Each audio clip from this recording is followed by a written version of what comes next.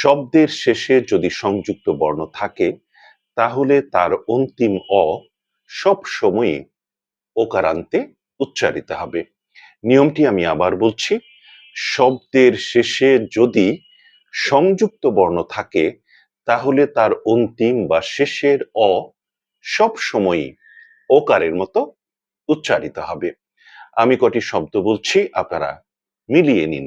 যেমন ধরুন, শক্ত, ভক্ত, অনুরক্ত, যত্র, তত্র, তারপরে প্রাপ্ত, ধর্ম, কর্ম, পদ্য, চিহ্ন, দাহ্য, বিজ্ঞ, প্রাজ্ঞ, ঐতিহ্য, স্বাস্থ্য, ত্রস্ত, প্রশ্ন ইত্যাদি। আশা করি বিষয়টি আপনাদের কাছে পরিষ্কার হয়েছে।